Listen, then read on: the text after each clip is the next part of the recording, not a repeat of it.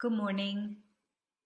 My name is Jean Kunjummen. I'm the director of Emory University Midtown Breast Imaging Center. I'm also an associate professor of radiology at the Emory University School of Medicine. I want to thank Sisters by Choice for giving me the opportunity to talk about the breast cancer.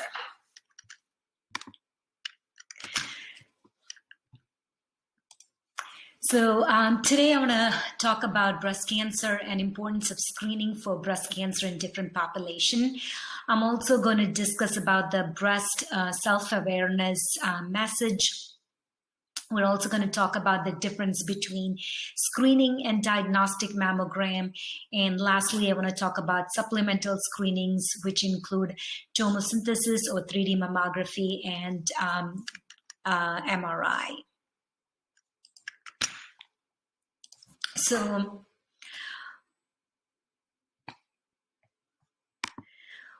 what is the most common type of breast cancer affecting the women?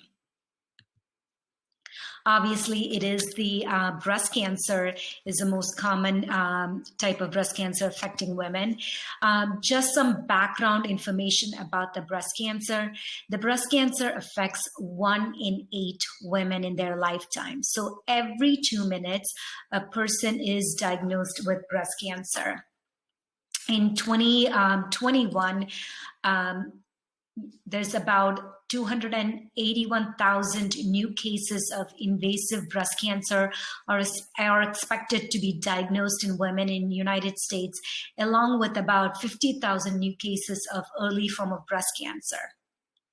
The next most common cancer affecting the women is lung cancer, with about 120,000 new cases in women. So here you could see that the breast cancer is twice as common as the next most common cancer in women. I want to start out by addressing some common misconceptions about breast cancer. Myth 1 is only women with family history get breast cancer. The fact that vast majority of women, about 70% who gets breast cancer, have no identifiable risk factors. And the other important thing is that age is the #1 risk factor for breast cancer. Only 1 in 230 women get breast cancer in their 30s versus 1 in 8 get breast cancer in their 80s.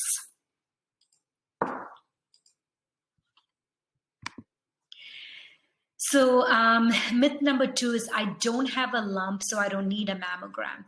Fact that many cancers are too small to feel when they become evident on mammogram. And some cancers don't even turn into lumps until much later in the course of disease. The other fact is that cancer can present with many other symptoms, not just lumps, but nipple discharge, nipple retraction, and skin changes. This is a schematic that shows the size of cancer found by mammography. So here you could see P size is the average size of lump found by regular repeat mammograms, and lima bean size is the average size lump if you found on their first mammogram, and grape is the average size found by women who does self-exam or clinical breast exam. And walnut is the average size found by women by accident.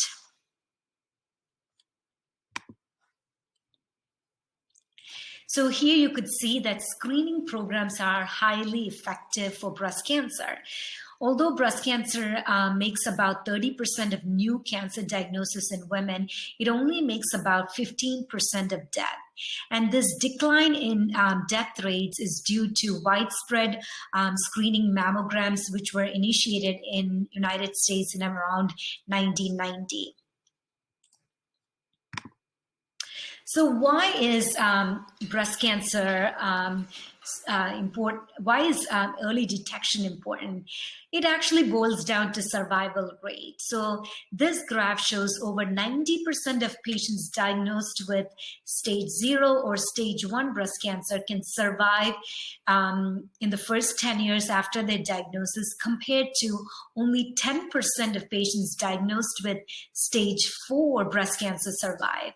So here you could see that with early detection using mammography, we can find small cancers, early stage cancers, which are just within the breast and not spread elsewhere, which means it's highly curable, less likely to get mastectomy, and less likely to get chemotherapy. The next common misconception is small-breasted women are less likely to get breast cancer than large-breasted women. The fact is, while larger breasts may be harder to examine, size is not a risk factor for breast cancer. Other misconception is my father's family history of breast cancer is not as important as my mother's family history. Fact is, both sides of family are equally important when calculating your risk. You must always look at the women on your father's side as well.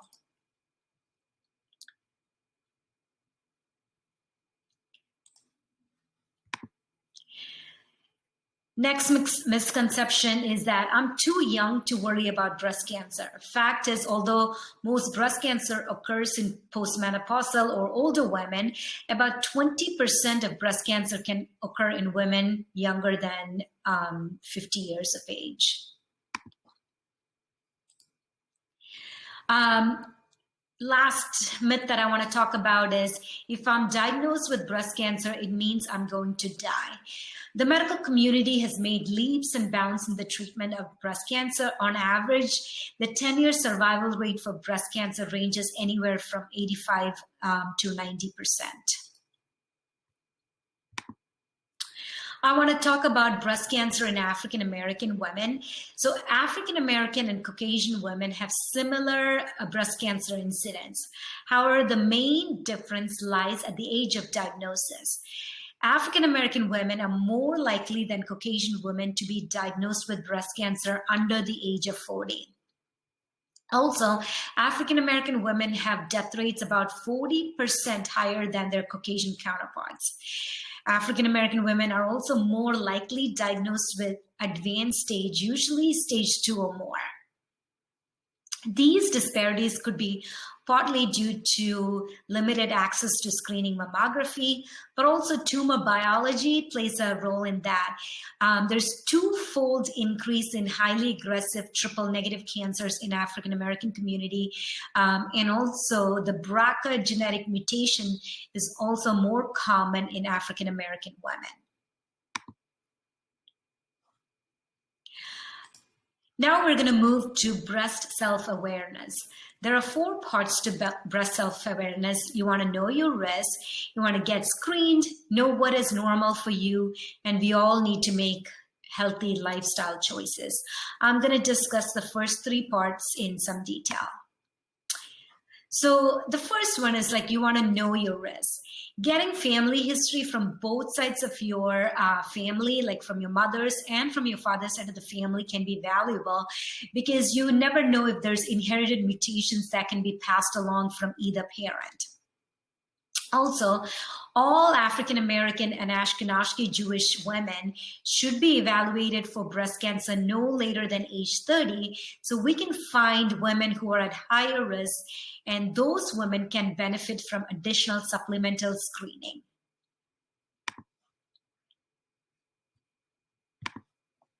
So what are some of the risk factors for breast cancer? You can have genetic mutations such as BRCA1 and BRCA2. When you have a family history of breast or ovarian cancer in first-degree relative, which is mother, father, brother, sister, or daughter, and especially if they are premenopausal in their age of diagnosis. Also, if you had personal history of breast cancer or you had high-risk lesion that was diagnosed by biopsy, such as atypia, you are at higher risk of getting breast cancer.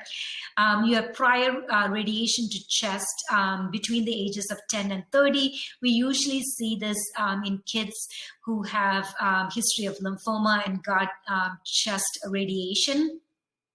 But however, the two most common risk factors are being female and getting older. So in terms of getting screened, you want to have a mammogram every year starting at age 40 if you don't have any risk factors. And you can stop screening mammography when your life expectancy is less than 5 years.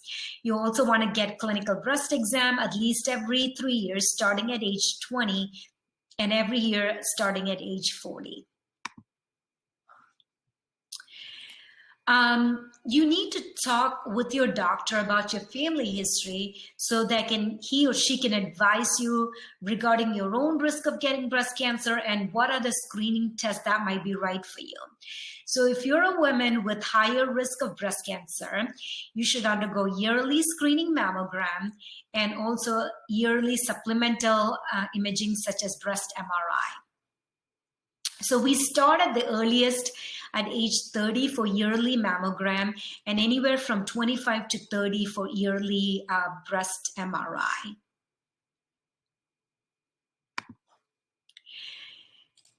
The signs of breast cancer are not same for all women. So it is important to know how your breasts normally look and feel.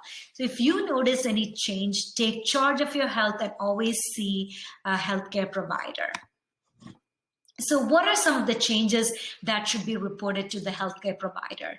You can have a lump or a hard knot or thickening in the breast or underarm area. You can have swelling, warmth, or redness or darkening of the breast. You can have a sudden change in size and shape of one of the breasts. You can have dimpling or puckering of the skin.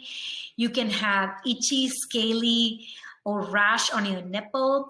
You can have pulling in your nipple or any other parts of your breast. You can have nipple discharge or leaking from your breast that starts suddenly. And lastly, the new pain in one spot that doesn't go away. I want to talk about some of the screening controversy that is occurring in the United States. So in 2009 and in 2005, the United States Preventative Task Force recommended that screening should begin at age 50 and every other year until age 75. Again, this is in women with no family history or who are not at high risk for getting breast cancer. But the problem with the task force is there was no breast specialist on the task force when they made this recommendation. But the recommendation of NCCN, which is National Comprehensive Cancer Network, American College of Breast Surgeons, and American College of Radiology, are all recommending that the screening mammogram should be done every year starting at age 40. Why? Because 1 in 6 breast cancers occur in women in their 40s, and about 75% of women diagnosed with breast cancer have no family history. This is an example to show the importance of annual mammogram. Here, you could see in 2014, this patient had a normal mammogram, and in 2016, she just skipped 1 year. You could see there's a new mass here that's actually extending into the nipple. And when you look at her ultrasound, you could see multiple cancers, and also her lymph node under the armpit area has involved in it. Her breast MRI here, you could see that these white spots are all multiple breast cancers within that breast. And unfortunately for her, her cancer had spread to the brain at the time of diagnosis.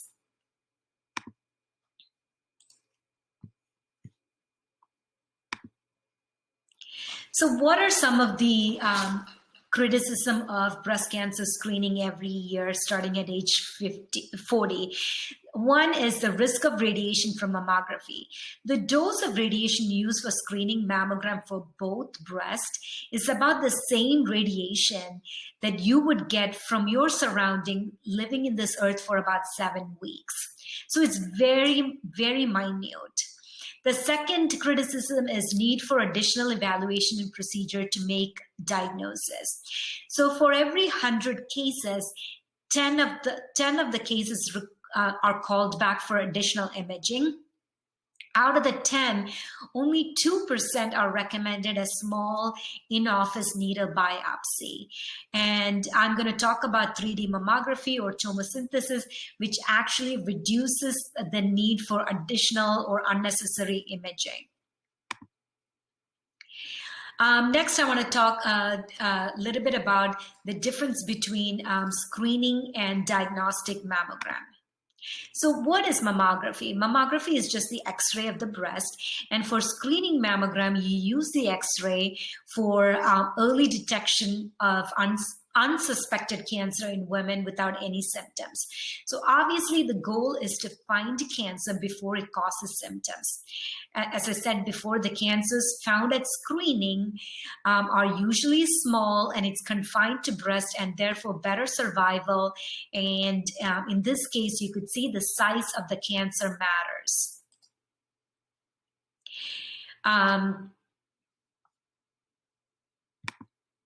Screening mammography, usually it takes about 20 minutes. You are asked about brief history and if you had any prior films. You usually do 2 views on each breast. The results are usually sent by mail. It's either negative or benign, or you could get a call back for additional evaluation. So diagnostic mammography is different from screening. It's actually to evaluate patients who are called back from abnormal screening, or if you are a patient with breast problems, such as like a palpable mass, nipple discharge, nipple retraction, any kind of skin changes, then you do a diagnostic mammogram. So the diagnostic evaluation is tailored to that physical complaint.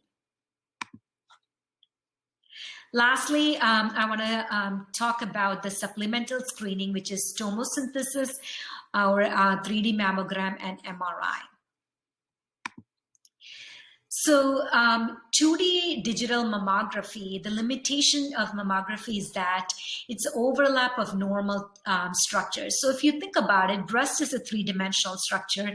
You're imaging on a 2-dimensional picture. So what happens is like normal breast tissue can overlap on each other, and it can do 2 things. One, it can hide a cancer, or it can mimic a cancer. The problem in mammography is that normal breast tissue is white and cancer is white. So what happens is like you're chasing snow, if you're looking for a snowball in a snowstorm. So this is a schematic that shows here you have a 3D, you have a picture of the breast, then the blue circles are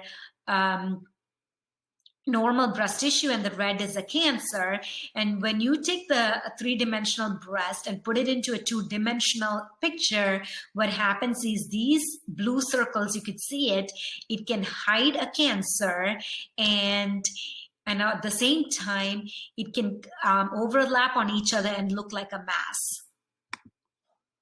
So with 3D mammography, it actually improves the visibility by reducing the tissue overlap. So what you can see is like you get multiple images through the entire breast.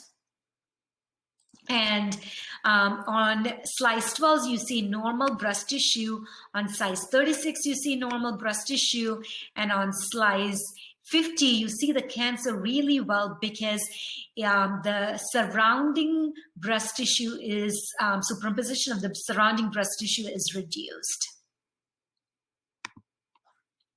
So here's the actual mammogram. This is regular 2D digital mammography. And here you cannot see the cancer really well, but on the 3D mammography on slice 36, you see normal breast tissue.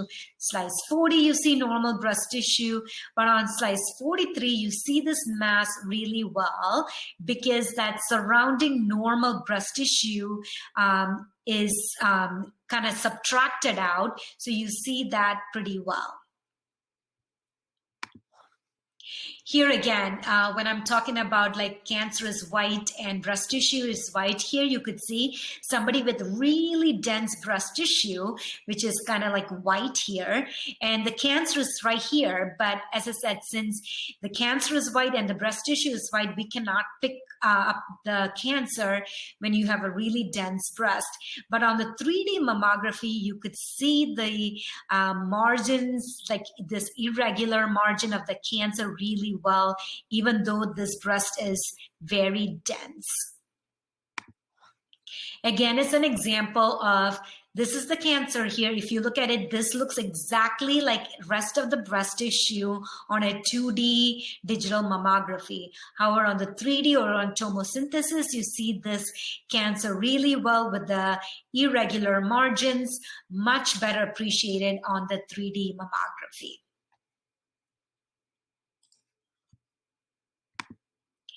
So the benefits of 3D mammography or tomosynthesis is that you can detect small breast cancer that could be hidden under the digital mammography. And there's also greatly greater likelihood of detecting multiple breast cancers. And you could see if you have really dense breast, you get much better images of the tissue. That's all in one side. And on the other side, we are not calling back these unnecessary additional imaging, because with the 3D mammography, we know that this is just breast tissue and not a cancer. So it's a win-win situation where we are actually detecting more invasive cancers, and at the same time, we're actually decreasing unnecessary callbacks, again, minimizing patient anxiety and also unnecessary medical cost. Lastly, I want to talk to you guys about screening MRI. So women with high risk of breast cancer benefit from yearly MRI in addition to yearly mammography. Again, people with genetic mutations such as BRCA1 and BRCA2, strong family history of breast and ovarian cancer, personal history of breast cancer, especially if you're diagnosed before the age 50, or high-risk lesion such as lobular neoplasia or atypical ductal hyperplasia. You're also at a higher risk if you had prior radiation to the chest between the ages of 10 to 40, especially 10 to 30, especially if you had lymphoma when you were young. How does high-risk MRI is done? It's done following the injection of a dye, and you go through the MRI machine. The whole point is that the cancer gets the dye faster and stands out from the remaining tissue. So here is an example of this cancer, which is actually more brighter than the rest of the breast tissue in this patient. So in summary, you want to know about your risk. You want to get screened. You want to know what is normal for you. If you are an African American or Ashkenazi Jewish descent, you have to be evaluated for breast cancer at least by age 30. If you don't have any risk factors, you need to have annual screening mammogram at age 40, which actually helps to detect breast cancer at a smaller size, earlier stage, and more likely to be curable. And if you're a woman with a high risk of breast cancer, you want to get yearly screening mammogram and yearly breast MRI. And thank you all for your attention.